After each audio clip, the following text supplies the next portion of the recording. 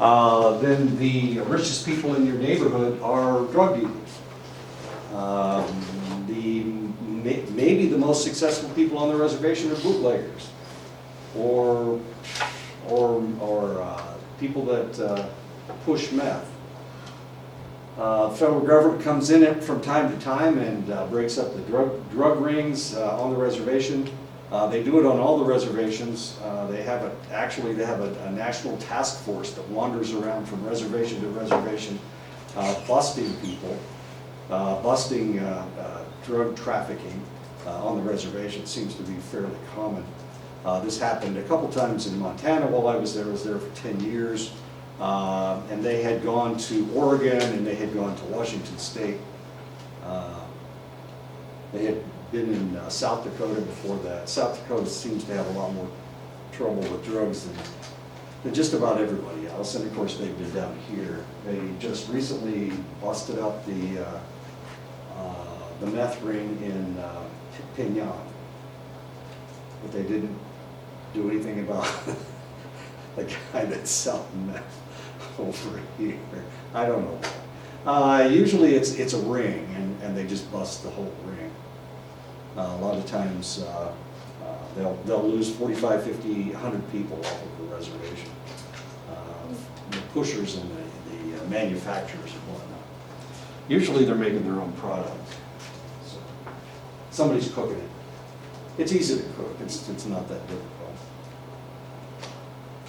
A prosecuting attorney may recommend a harsher sentence for a convicted felon if the case has been highly publicized, the community is outraged over the crime, and the prosecutor happens to be waging a re-election campaign. Last time I told you about Joshua Lee Burgess. He had just strangled and slit the throat of his daughter. They went to his house and there she was, dead. He had killed her. That was 2 days ago. It has fallen out of the news cycle. I tried to find something out about it this morning, and there's nothing there. So we don't know why. We don't know why he murdered his daughter, and why he killed her so viciously. It was an angry killing. Obviously, that he was very upset about something, or he was on drugs. There are certain drugs that make you, that take away your inhibitions, and if you're angry, it makes you angrier. And those usually are the amphetamines, crystal meth and whatnot. So if this prosecuting attorney was waging a re-election campaign, he may want to look tougher than he actually would if he weren't running for office. So of course he throws the book at just about everybody he comes across to show that he's strong on crime. A lot of the people in politics are prosecuting attorneys. Kamala Harris is a prosecuting attorney. Practically all of Congress are former prosecuting attorneys. Joe Biden was a prosecuting attorney. So we'll see what happens in the next election. A juror holding out for a guilty verdict may yield if all the other jurors passionately proclaim the defendant's innocence. There was a trial over the summer. The Trump's election, his election, a campaign manager was being tried. And he was up for on 18 different counts. And there was one person that didn't want to prosecute him at all. And that individual agreed to 8 counts out of 18. And now, of course, he's in jail for 25 years. So we'll see what happens with that. We'll see if he gets a pardon from his president or not, since he worked on his campaign. Anyway, so sometimes one juror can really scotch everything. And sometimes you can talk them into whatever you want. One of the problems that I saw up on the other reservation, where there's a lot more drinking than there is here, because it's a smaller reservation, I guess, and they have an easier time finding booze. You guys have to bootleg your booze in, but there's a town right next door to the reservation. It's only the size of Delaware, So it's not as big as your reservation. So if you live in the middle of this reservation, it's hard to find your alcohol. But there, of course, it's only 30 or 40 miles away, which is not that far. Well, it's not too far from here anyway.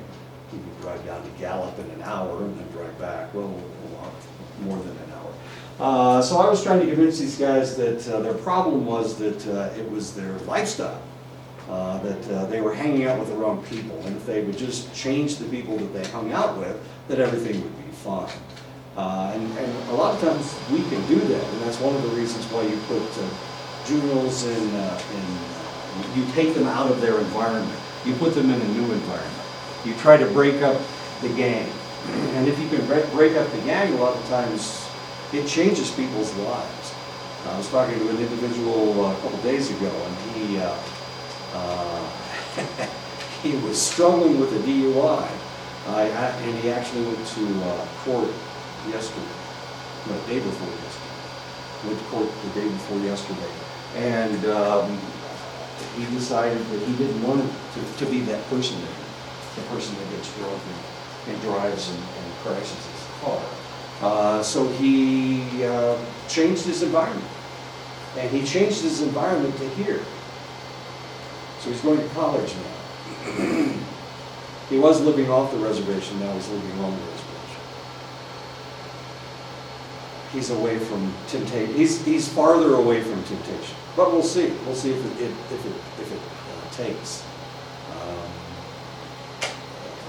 Maybe he will find people that he can be the same way he was before he left the reservation, before he came onto the reservation. So if you can break the gangs up, a lot of times it will change people's lives. We are all active participants in the legal system. We all face daily choices to follow or break the law. If you drive to Gallup, and I may drive to Gallup tomorrow, I don't know, maybe I will, maybe I won't. I always drive to Gallup if I'm running out of something, but I think I'm okay right now. So how fast do you drive between here and Fort Defiance? I don't know how fast to drive. How fast am I supposed to drive? 55, I Oh, think. thank you. Okay, I'll drive 55. Thank you. 55? I think so.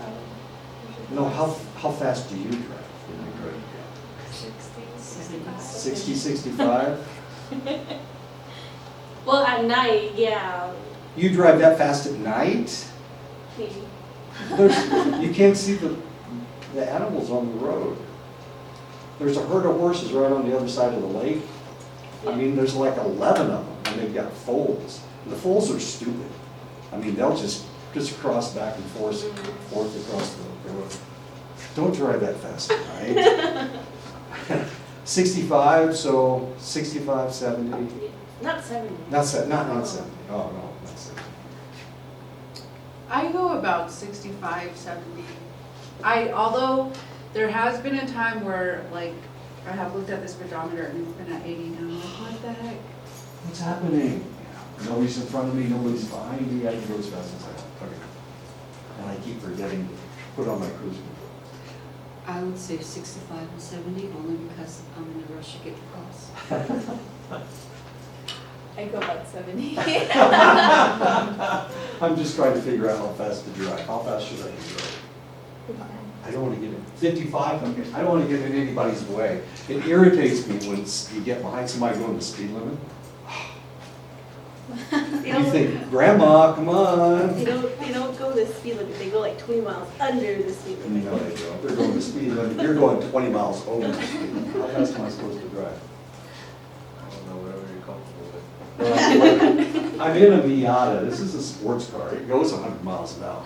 Well, it goes 150 miles an hour, but I'm not going to drive it that fast.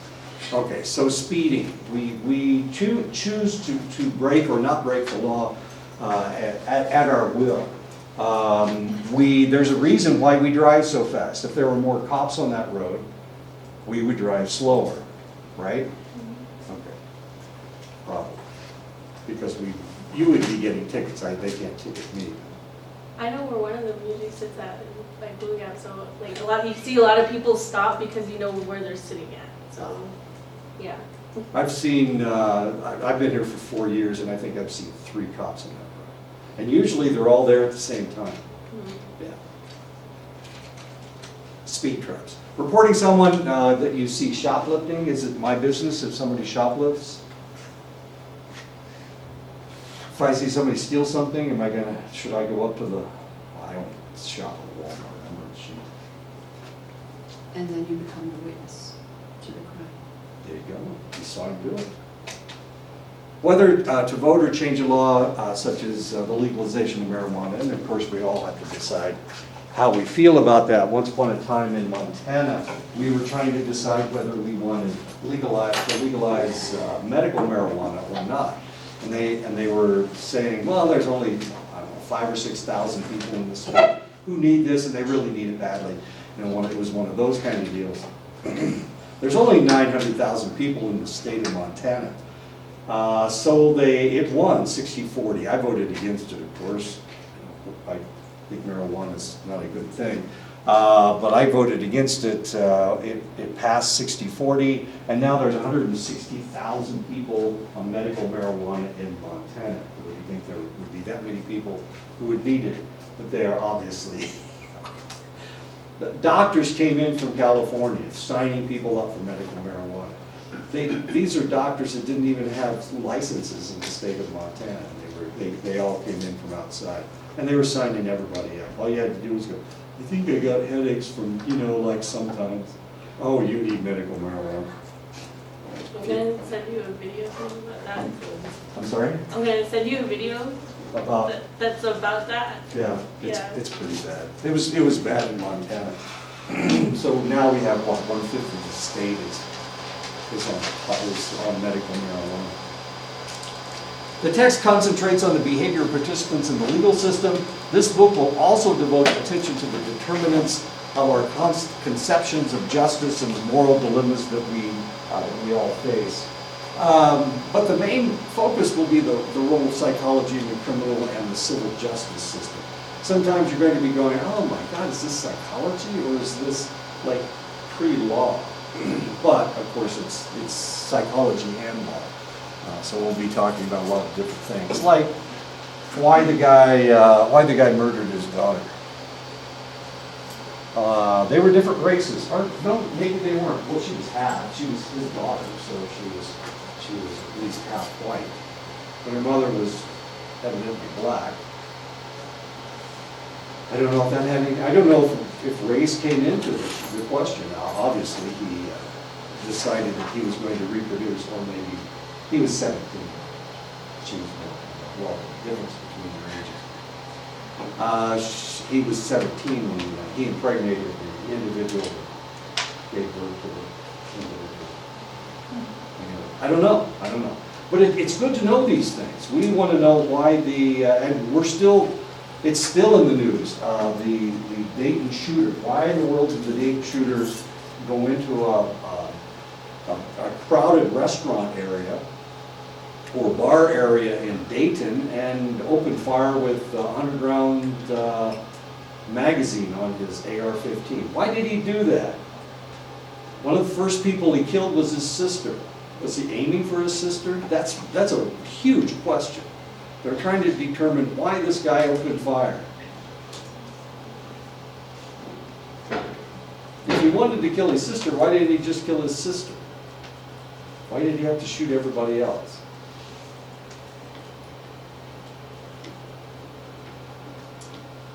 He was engaged after 20 seconds by the police. And for 12 seconds, the police shot at him and he shot back. He didn't hit any of the cops, but the cops hit him. And finally, they hit him in the head. He had body armor on, but he didn't have anything on his face. And that's where they shot him. They shot him in the head. Anyway, so they took him out. So forensic psychologists generate and communicate information to answer specific legal questions or to help resolve legal disputes. And that's the work of the forensic psychologist. Most forensic psychologists are trained as clinical psychologists whose specialty involves the psychological evaluation and treatment of others. So they are clinical psychologists, but they work with criminals more than anybody else. Or they're trying to determine if somebody is a criminal. I told you that I was working as a consultant with the state of Ohio, looking at sex offenders. That was really, really, really tough. We were trying to determine if these people should stay in jail or whether they should allow them to leave. The problem with sex offenders is they don't begin. And the question is, have they been rehabilitated or have they not been rehabilitated? The problem is you can't just keep them in prison forever. Pedophiles, no, you can't. The law. Especially pedophiles. Pedophiles, they are sexually attracted to children, and there's not a whole lot you can do about that. We really can't change somebody's sexual orientation. Freud failed miserably when he tried to change somebody from being homosexual to heterosexual. You can condition them so that their response isn't as extreme as it was before, but you really can't change somebody's sexual orientation. You can't make somebody who's attracted to children not attracted to children. These psychologists are often asked to evaluate an individual and prepare a report for court or provide testimony. They are seeking to identify mental illnesses that might affect their ability to go to trial. Once upon a time, well, it's not once upon a time, it's right now. She's still my friend. She lives down in Yuma. Little bitty tiny girl lady. She has a PhD in psychology. We went through the program together. We got our PhDs together. She's from Ohio, Ashland, Ohio. Anyway, she's a little bitty thing. She's only like 4'8", 4'9". She's tiny, tiny thing. She was a baton twirler, and she was a national champion baton twirler. Weird as that seems. I mean, how many times do you meet somebody that's a national champion baton twirler, especially if they're only 4'8" or 4'9"? So she gets married to this wonderful, wonderful guy, the most perfect individual in the world. And they're just as happy as clams. They just love each other. Everything's great. Everything's fantastic. And so she starts making a little bit of money, and she decides she's going to get a breast enhancement done. She's got a long, she's Macedonian. If you know anything about Macedonians. She has a long nose. She had a big nose, okay? She had a big nose. So she decided she was going to have her nose bobbed, and eventually, of course, and she had like 5 different surgeries to get her nose shortened. And it was a cute little thing. I mean, just a little bitty nose. Now she's got a really cute little nose. But her mother's got a nose, a honker, out here. And that's the way she used to have a long nose as well. So she won her national championship with a long nose. I don't know if that means anything. Anyway, so she has her nose bobbed, and now it's perfect. So she gets a little bit more money. She decides to get breast enhancement. So she wants to have a larger chest. So her husband goes off on a trip, and for her birthday, and for his birthday, she gets breast enhancement. And so when he comes back from this long trip, she's sitting there with a larger chest. And he gets really upset and beats the holy hell out of her. Almost kills her. Almost kills her. So they take her to the hospital, and everybody's going, what's going on? And he says, oh, I'm sorry, this will never happen again. This will never happen again. Guess what happened again? The second time he really did almost quit. She was in the hospital for about a month. They arrested him, and then they started looking, forensic psychologists started looking into the situation. And they determined that he married her because, well, she's just a tiny little thing. He married her because she looked so much like a child, and he was a pedophile. And then they looked at his trips, and what they determined was that he was going on these trips, and he was molesting children on these trips. Now he's in jail, of course. They arrested him for beating her up the second time, not the first time. First time they gave him a warning. Anyway, he was a pedophile. And that's how they discovered it. Forensic psychologists said, I'll bet this guy, they looked at pictures of her when she was, before she had her her breasts enhanced, as weird as that is. Anyway, that's what a forensic psychologist does. They try to look into somebody's brain to see why they're doing what they're doing. And they determined that he was molesting young children, and that's how they caught him. But of course, he moved away. I mean, every time he would go into a town and he would molest children, and then he would disappear. And so, the police are running down leads and whatnot, and of course, he's gone, so he was able to get away with it. Over and over and over again. One of Madonna's neighbors in her posh apartment complex in New York City claimed that she played loud music so loud that they were forced to leave their apartment several times a day. She was practicing in her home. So the question is, whose rights prevailed? The individual rights of Madonna or the common good? So how do you think this thing turned out? Any guesses? Madonna won. Madonna won. Of course, found for Madonna. Actually, the court was the case was in the court for 2 years. It was in the court system for 2 years, and she moved her studio. She had her studio in her apartment, and she moved her studio someplace else. She put pads on the walls, trying to dampen the sound, but they wouldn't drop the case. So it was in the court system for 2 years. She did all of these very expensive things to her apartment, trying to not make so much noise. And they settled out of court. Of course they settled out of court. Isn't that what they do in New York City? So nobody ever does anything wrong. They just settle out of court. There are 4 basic choices that pervade the law in the United States and in many other countries. Each choice creates a dilemma and has psychological implications. The rights of the individual versus common good, and that's what we were looking at with the Madonna case. She's causing a public nuisance with all of her noise. When somebody drives down the street and they stop the light with you, and they've got their bass on so high that it's shaking your car, and you can't hear your own music or hear the conversation you're trying to have because the car beside you is rattling your windows, even though your windows are rolled up. Have they encroached on your privacy? Now you have to listen to their music. Have they encroached on your privacy? When I drive down the street in my Miata with my top down and I'm listening to Barry Manilow and I got it turned up to, all the way up, am I encroaching on your privacy? The birds are flying away, so you have to listen to Barry Manilow until I get out of sight. No? Am I? Sure I am. Equality versus discretion. To discover the truth or to resolve the conflict, a lot of times we're not really looking for the truth, we're looking for legal precedent. So what's right and what's wrong doesn't have anything to do with anything. What is true and what is not true is not important.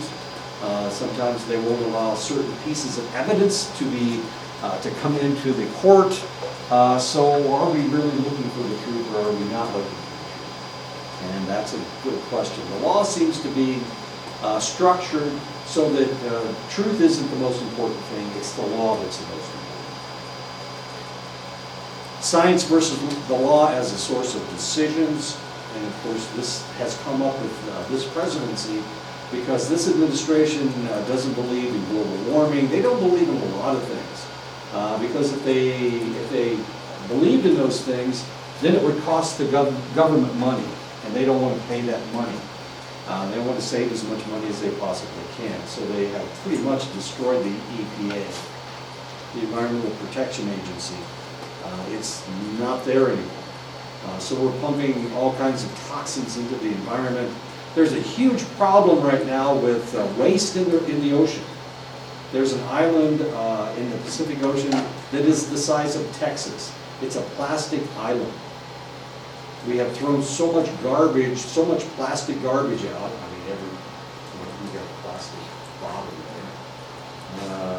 You're such a good cook, you just bought this thing. And now they will just fill that up and you don't have to throw your cup away.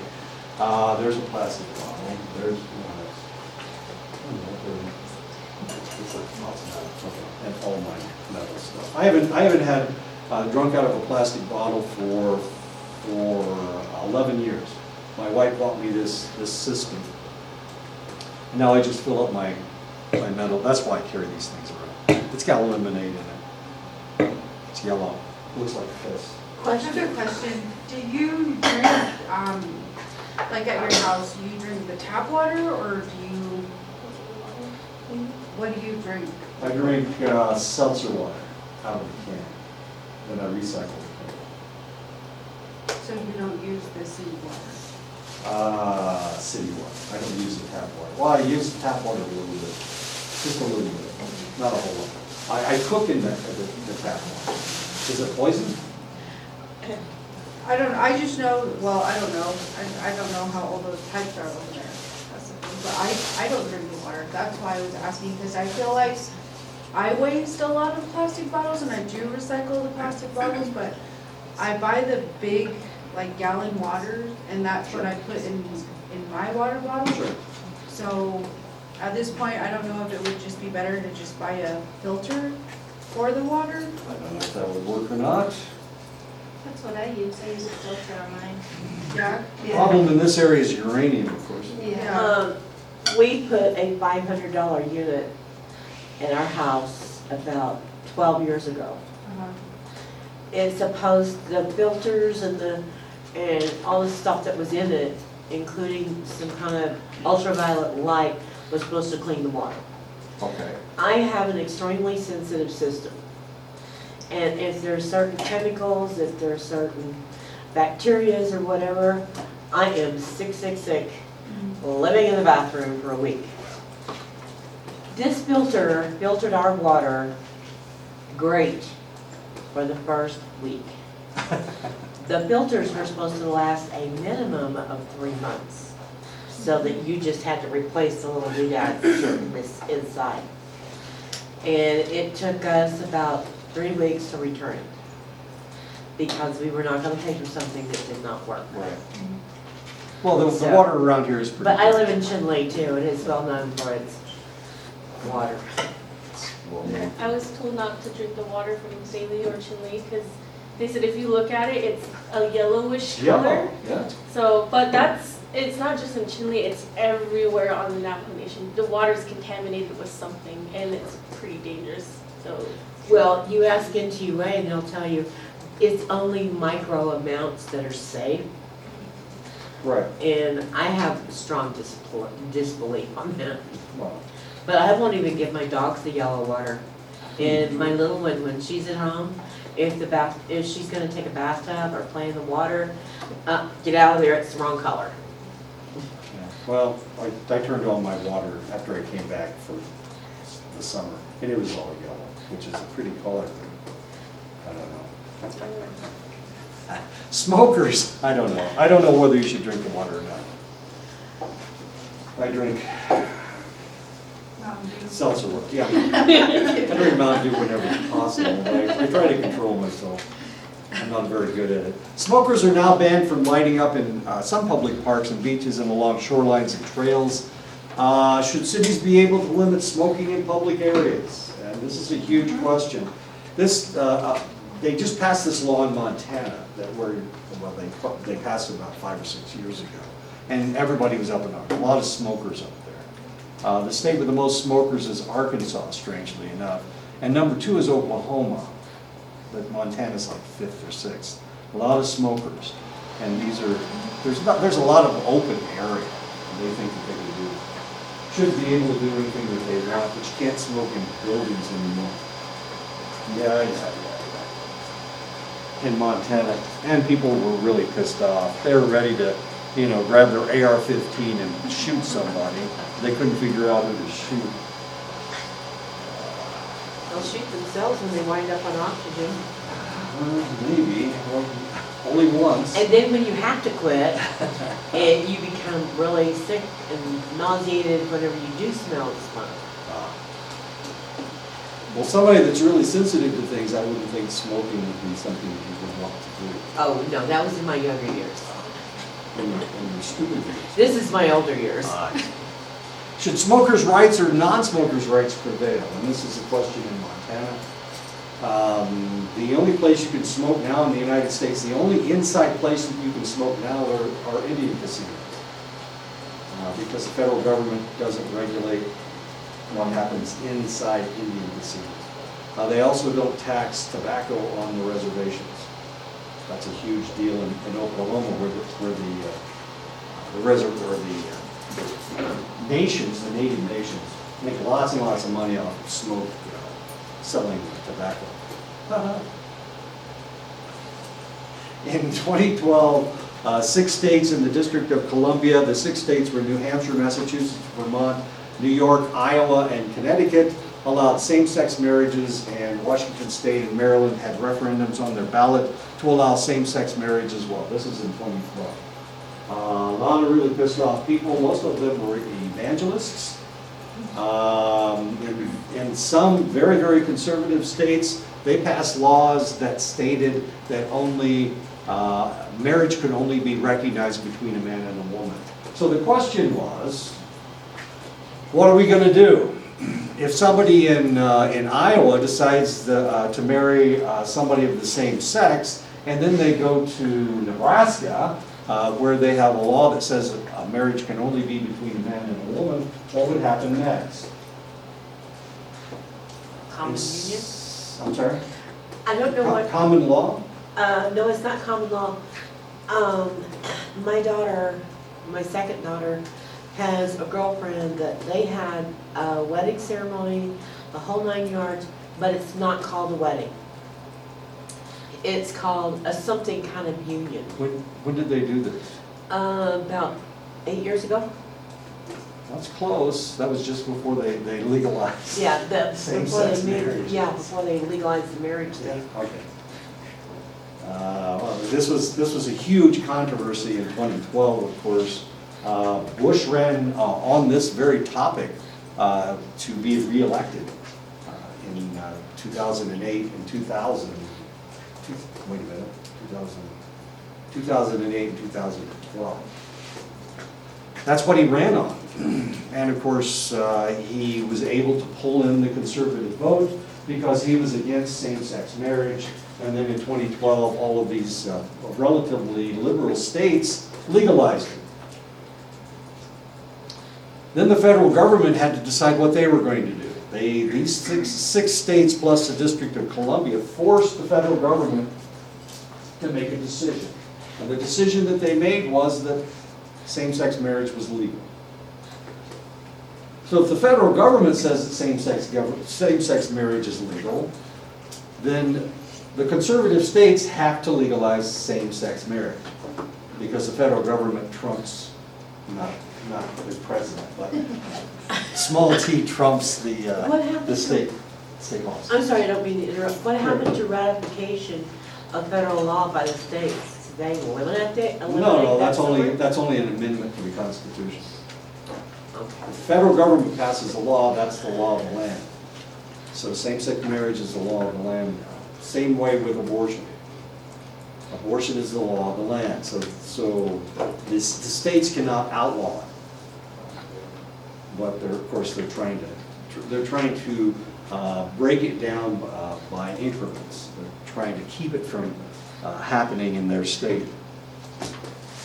And that's possible because you can pass a law as long as it doesn't say abortion is illegal, then you can pass other laws. And that's what they have done. That's what they tried to do with segregation. You remember that segregation was outlawed in 1965, but they were writing all kinds of other laws that limited what African Americans could do in the South, in those states. And now, of course, and Jeremiah and I were talking about this the other day. Yes, we were. Don't pretend we weren't. We were talking about this the other day. Laws in other more conservative states define marriages between the man and a woman. Older people are more against same-sex marriage than young people. So this seems to be age-graded. The older you are, the more likely the more traditional you are, potentially. So it's young people that don't care. And of course, as soon as all those old people are dead, nobody cares anymore, right? That's how we're going to get rid of racial prejudice. This all the prejudiced people die, so, you know. Wait for 20 or 30 years, everything will change. And everything will go to the way that you want it to go. In time, younger people are more progressive than older. Which point of view should prevail, of course? Should we have same-sex marriage or should we not have same-sex marriage? It really doesn't matter what you guys think because it's the law of the land. So whether you don't have it in your church, whether you don't have it on your reservation, it doesn't really make any difference.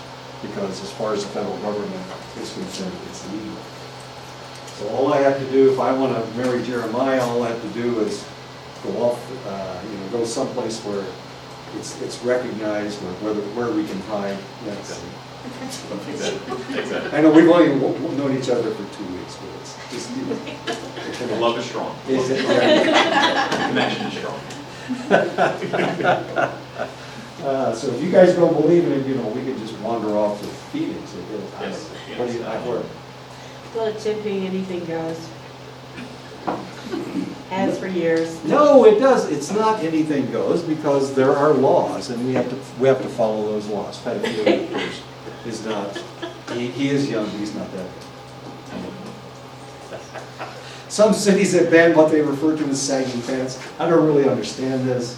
I don't understand why anybody wants to show off their underwear. But if they do, who cares? You can go to the beach and, by golly, you see a lot more than you see in somebody's Just watch Sagging. SpongeBob, you can see all you want. sagging pants. Go to a nude beach, you'll see everything you want. Some cases have actually gone to trial for breaking the decency ordinance. Is it a question of freedom of expression? Should they be allowed to wear their clothes? I mean, they're making these pants so that they hang really low on their hips. I don't know how they keep them up. Or do they? Is it important? Again, it causes hip pain though. It causes What? the bulking of the hips and everything else. When I used So to we're work- worried about their Exactly. medical condition, they'll hurt their hips?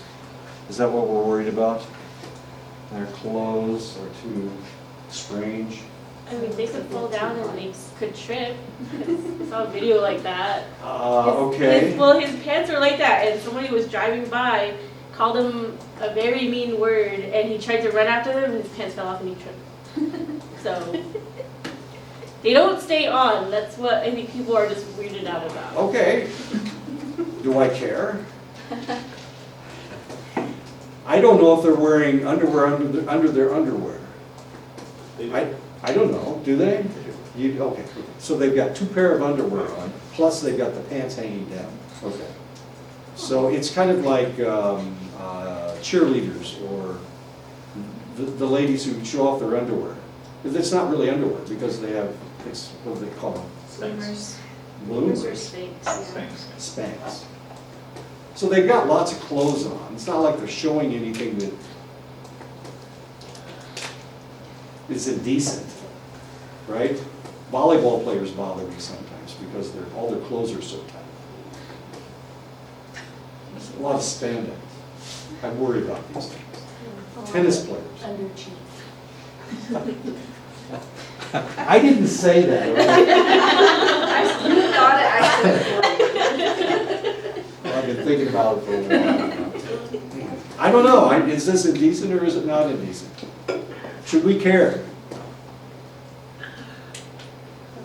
He's crying because that's the clothes he wore. Yeah, exactly. Yeah, where he was before he wore these clothes, okay. I never thought And of that's that. how he knew that there were extra pairs of clothes underneath their other clothes. I don't know. So is this indecent or is it not indecent? I never thought about it like this. I just thought it looked stupid. So. But now when you say it like this, I don't think it really matters. No. I think it portrays the person and their, I guess you would call it, values and common sense and, You're reading an awful lot. I know I'm reading a lot. awful lot because I personally cannot stand this. I hate it. Fine. Because to me, it's indecent. Yes, I'm old fashioned because I'm an old lady, okay? Okay. But when I was So growing up, do you want to write a law that says you can't do this? I don't know about a law, but to me, when you're showing off your underwear, pardon my language, you're showing what an ass you are. Okay. In my book. Okay. But, no, I think it's totally inappropriate. Clothes are made to be worn, not hung. You want to hang them up, hang them in your closet. Because all you're showing off is not your intelligence, that's for sure. And Why in the world would funniest somebody want to show cartoon their I have ever seen in many years is a guy that had his pants so low, they almost fell off of his butt and he was robbing a bank. And How do you run away running with out the door, guess what fell? Sure. And guess who got arrested? Sure. That was the funniest thing I had seen in a long time. But no, I think they're totally inappropriate because, I mean, if somebody wants to see your body, you know, they'll let you know one way or another. And the Okay. general public, to me, would not want to just see a total stranger's body. I mean, what for? Oh, come on, let's get real. So what do you want? I What do you am being want? realistic. You want people putting on burqas?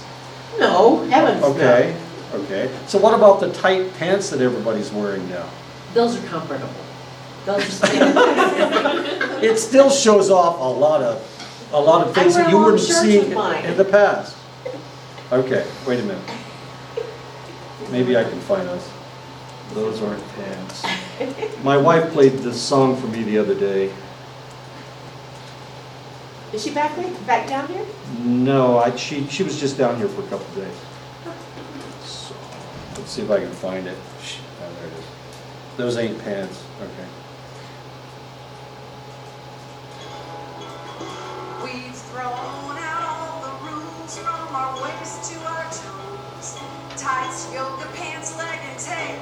Anything goes. It doesn't matter if you're in the White House or the Waffle House or the city or the countryside.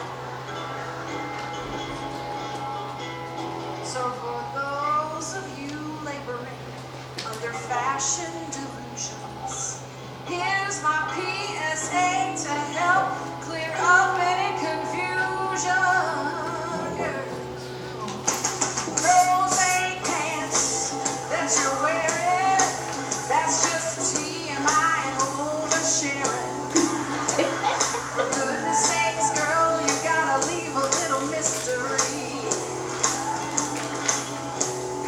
Those ain't pants, they never will be, and some things you just cannot unsee. I'm here to tell you now, girl, those ain't pants. Some of you may be having some difficulty deciding if you know what those are. Here's a few questions to help you out. Now, did you buy them in a package where they sell the holes and socks? Did you have to stretch them on? Did you have to peel them off? And did you wash them in the sink and hang them in your shower to dry? Are they mostly made of spandex? Do they jiggle when you do? Can you see your skin and still you lie right there in plain view? Do strangers compliment you on your underwear as you pass by? Shame, shame. Can you get a runner in them? Is your leg hair poking through it? Is a zipper or pockets or buttons sewn onto it? Has your photo been posted on the people of Walmart sites?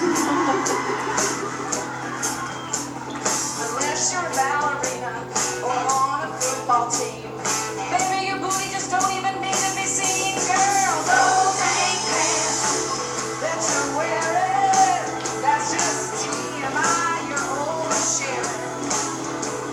For goodness sakes, girl, you gotta leave a little mystery.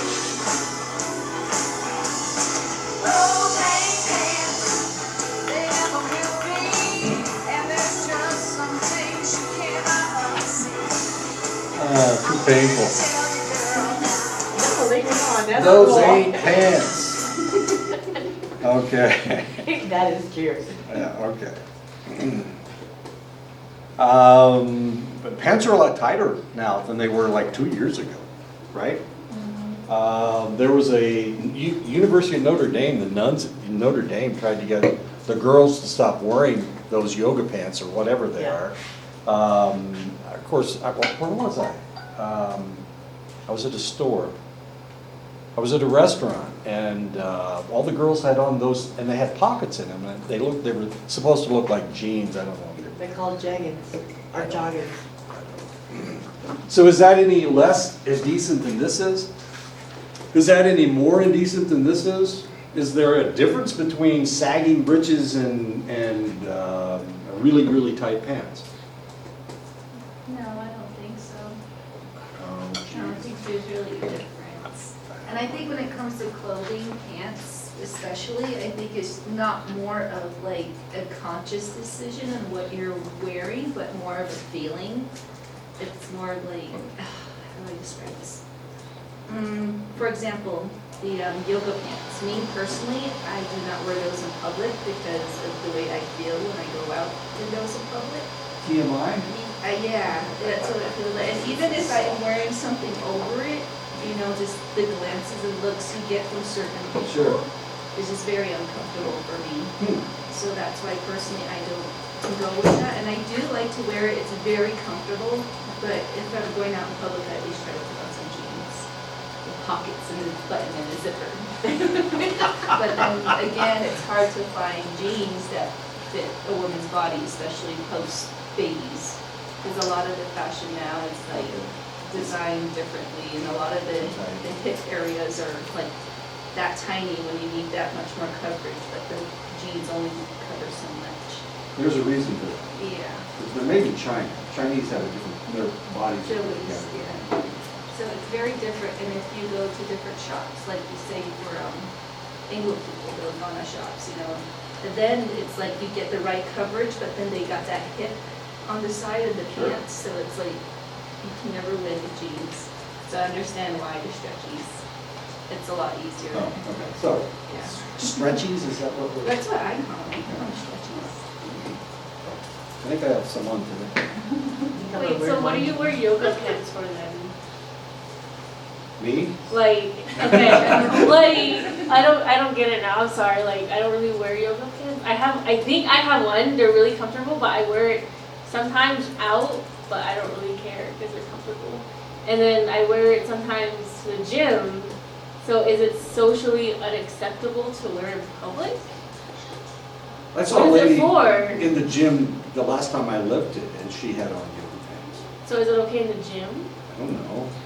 Is there a certain weight you have to be to wear this? I don't I know. don't think so, no.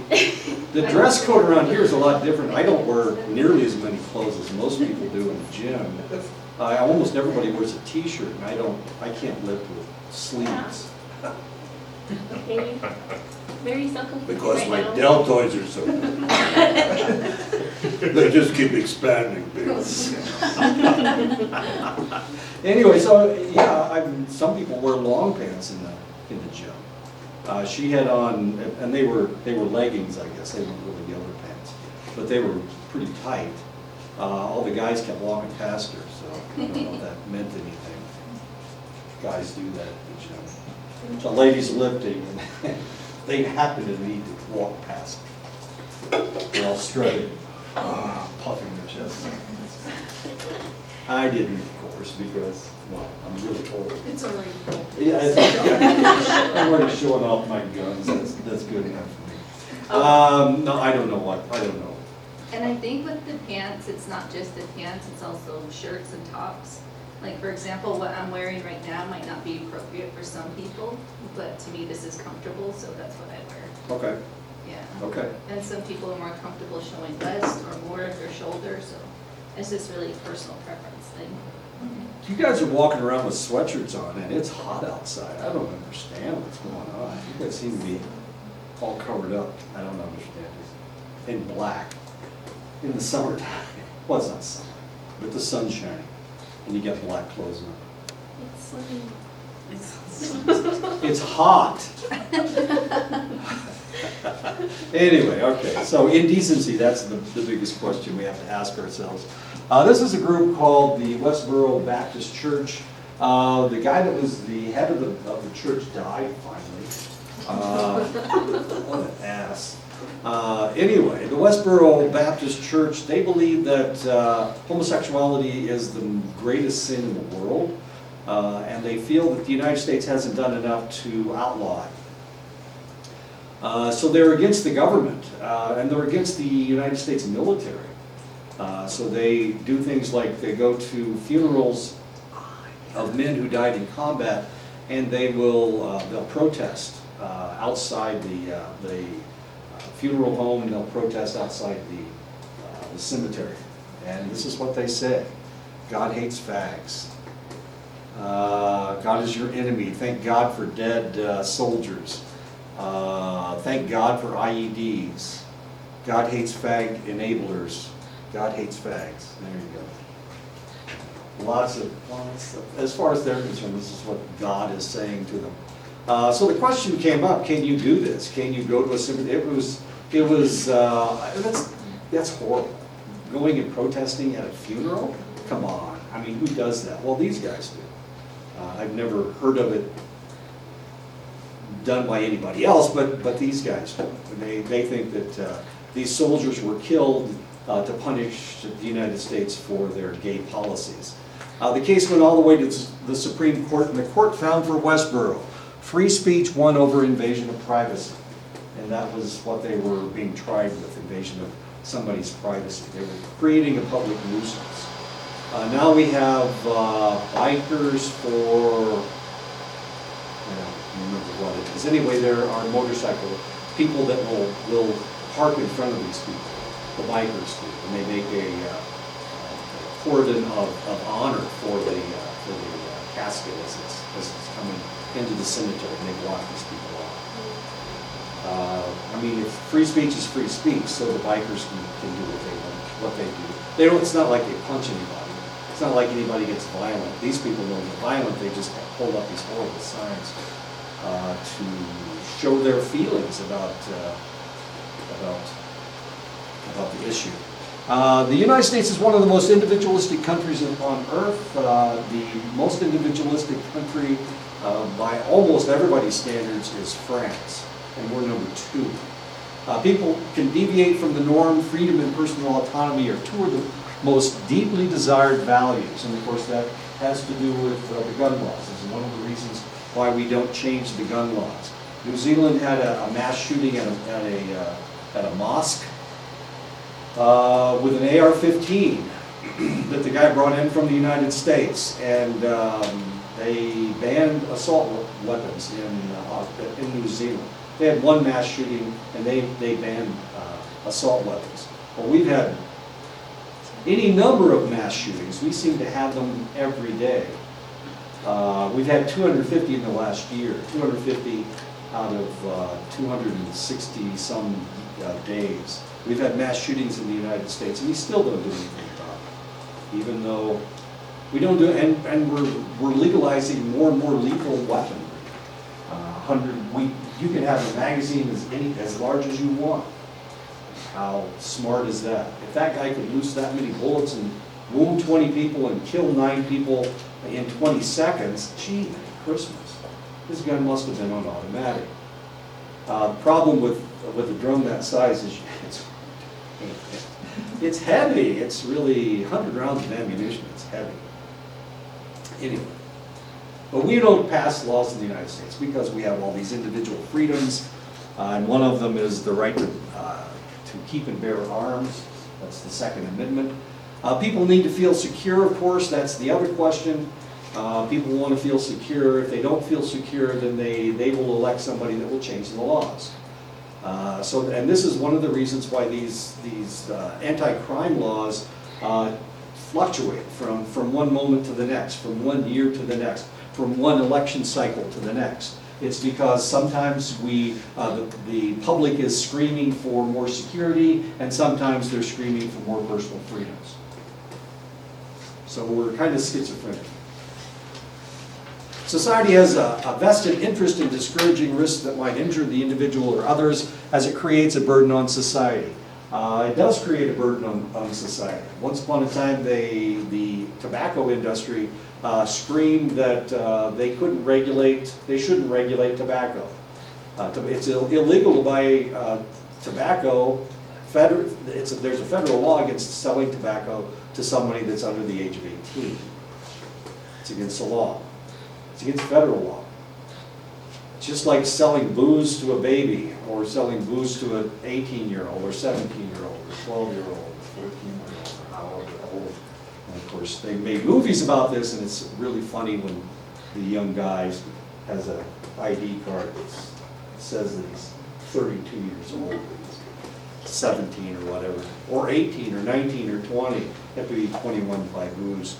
So the question is, do they have a right to regulate it if it's good for you?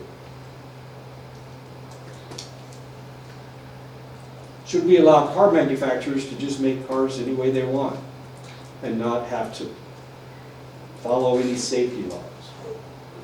They already do. Do they? Do they? Constant recalls. Once upon a time, cars didn't have, I can remember when cars didn't have seatbelts. I was alive when they didn't have seatbelts in cars. We use the little bucket for car seat. Little basket for car You seat. could do anything. You didn't have to fasten your seatbelt. And now you can get a ticket for not having your seatbelt fastened in some states, in most states, I think. But I can remember when there were no seatbelts in cars, and you had to pay extra money. This was like getting a manual or an automatic transmission. You got seatbelts with your cars, and they were crappy. I mean, they were really bad. Now, they're nice now. I mean, they're always there. They're always in the right place. You had to hunt for them before, and sometimes they get tucked inside the seat. They used to have bench seats instead of bucket seats, so it was a lot harder to find your seatbelt. But, these were, they passed these laws in the 60s. So the question is, should the federal government dictate whether we should protect people or not? We're just talking about the water quality. If there's a select amount of lead in the water, you can't drink it. They won't let you drink it. That's what happened up in Flint, Michigan. And nobody did anything about it. Everybody got really, really upset. Now there's another place that has too much lead in the water. There's a lot of things a lot of poisons in the water that if there's too much of it, you can't drink the water. Arsenic. On the Fort Belknap Reservation, it's arsenic. There's arsenic in the water. The reason there's arsenic in the water is because there's a gold mine right there, and they use arsenic leaching. They leach the gold out of the dirt with arsenic. And so it gets into the water supply. And they claim, no, that's natural. Well, there is some arsenic in water anyway, but not that much. Yes, of course.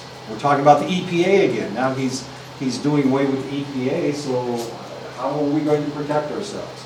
Are we going to have clean water? Are we going to have clean air? That's the question that we have to ask ourselves. This is too much fun.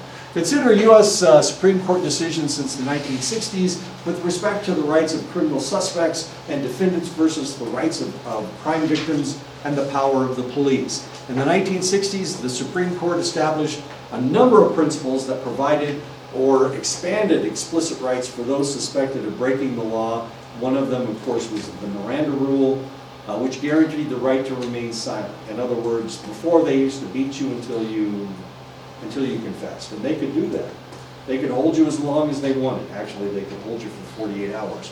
But they could not let you sleep for 48 hours, which is a form of torture, of course. And they tried to make you talk. But now, of course, you have the right to remain silent. Before, you didn't have the right to an attorney, but now you do. So they have to bring in an attorney. If you want an attorney present when you are talking to the police, then you can have that person in there. Now they're videotaping all of these interrogations. In the old days, they could do anything they wanted. But then, since the 1960s, of course, everything has changed. A lot of people died in custody. People are still dying in custody, of course, but some of them died from being beaten to death before the 1960s. So if you were in the South and you were African American and you got arrested and they thought that you did something, then potentially you would not survive. They would not execute you, of course, but they might beat you to death because you wouldn't confess. Oh, it was somebody else. That's okay. That's one dead black person anyway. Many of these rights were trimmed later when the courts ruled in favor of the police. For example, the Supreme Court ruled that the police can stop a motorist whom they believe has violated traffic laws, even if their ulterior motive is to investigate the possibility of illegal drug dealing. Remember I told you when I was on the Fort Belknap Reservation, they stopped me because I was driving on a select street. They thought I was native, and I was driving off the reservation on a gravel road, and I pulled onto the highway, and he stopped me. And his reason was, you didn't come to a complete stop at that stop sign. Nobody comes to a complete stop. This is Montana. Let's get rid of it. But I did come to a complete stop before I pulled out. But he stopped me because he thought I was doing something else. And he stopped me for a traffic violation. He wanted to know what the hell I was doing driving down that road, if I was an Indian. Because you can't tell whether somebody's an Indian just by looking at their car, can you?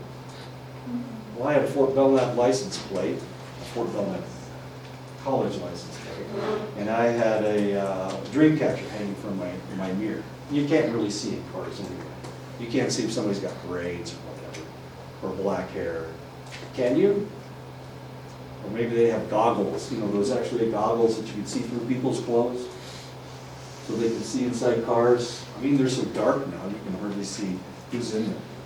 So how do you determine what somebody is, right? Can you determine race by looking at somebody's, by looking inside somebody's car? Can you do that? Maybe your car, but not my car, it's too dark. And now people are darkening their car. In some states, it's against the law to have darkened windows. You can only have a certain tint. I don't know what it is, 15% or something, I don't know. Anyway, okay, so what are we doing here? Supreme Court ruled that the police can stop a motorist, and they can check him for drugs. He didn't check my car for drugs. He thought I was a native, and he saw that I was an old white fart. Did I say fart? He apologized and let me go. And he didn't even give me a warning. And we didn't talk about the fact that he didn't stop at that stop sign anymore. He had to tell me why he stopped me. I stopped you because you didn't stop at that stop sign. But he didn't talk about it again. He talked about what were you doing down that road. And I said, I live down that road. My house is down there. If I don't drive on that road, I can't go anywhere.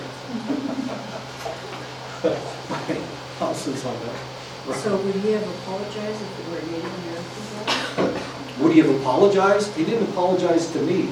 But I told he was a deputy sheriff. I told the sheriff, and the sheriff told him. About 2 weeks later, he was hit and killed by a drunk driver. I know. I don't think that has anything to do with me. I wasn't the one that did it. But he died. Was that driver? He stopped the wrong guy, exactly. I hired a guy to get drunk. So be careful what you do, especially to me, because bad things tend to happen to people that do mean things to me. You think I'm kidding? I've got lots of stories.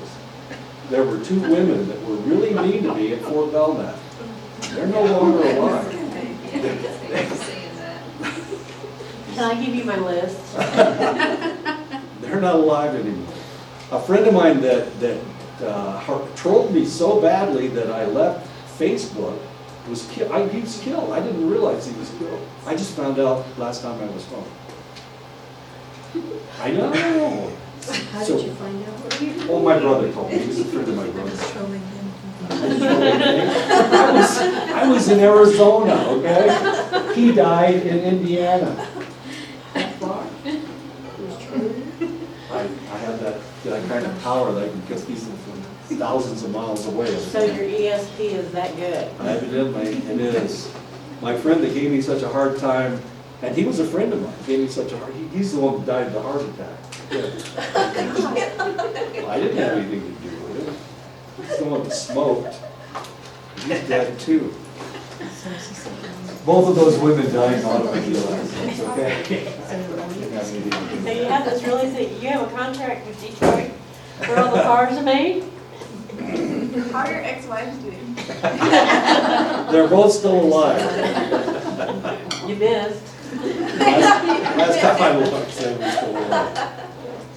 And nobody has given me as hard a time as both my ex, well, just one of my exes. There are two models of the criminal justice system.